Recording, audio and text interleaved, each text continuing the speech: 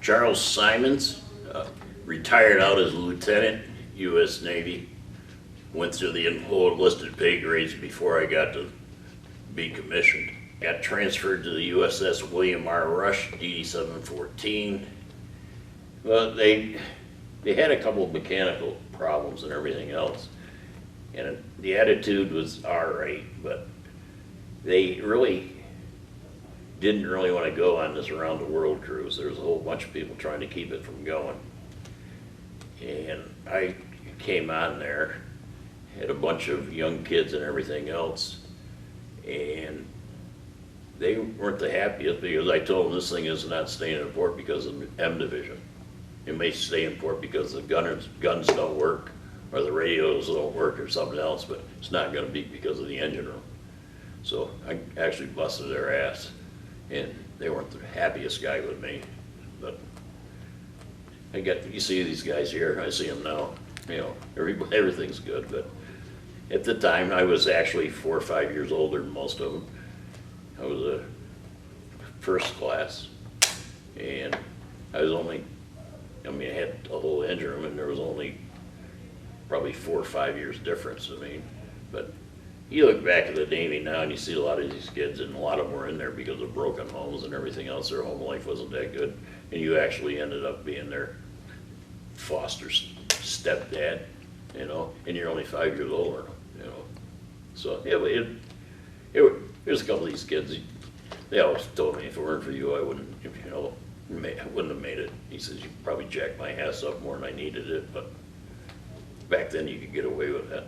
Now, you know, destroyer Navy is probably the finest Navy you get. You get to know everything about these guys. You, in a compartment this size, you would have 70 people sleeping. You know, you stand side by side, this far apart. You get letters from home and somebody says something, you say, yeah, what's happening, you know. You end up, you know more, you know, they're all brothers. Destroyer's the only way to go. It's the only Navy. Well, we left in Newport, Rhode Island. I think we pulled into Trinidad because we had a spring bearing problem. Went to Recife, Brazil, Luanda, Angola, Port Louis, Mauritius, Massawa, Ethiopia, Mombasa, Kenya, the Seychelles Republic, Karachi, Pakistan, Colombo, Ceylon, now Sri Lanka. I think we went into Hong Kong, I think Japan, Philippines, Hawaii, back through the Panama Canal, you know. But I'd already seen all that stuff basically before, so I mean, it really wasn't that new to me. I think I sat down and figured out one time I was in 77 different countries in 21 years, which some farm boy from upstate New York would never see that.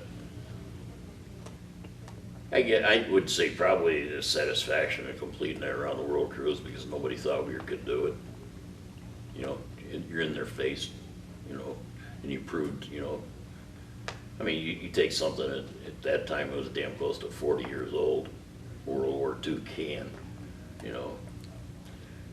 You got 40-year-old equipment, keeping it running, trying to keep parts for it and everything else, you know, bale and wire, you know, duct tape, whatever it took, you made it. So did 2 years on that, got out for a short time, because about 8 months later went back on active duty, got stationed at the Brooklyn Navy Yard,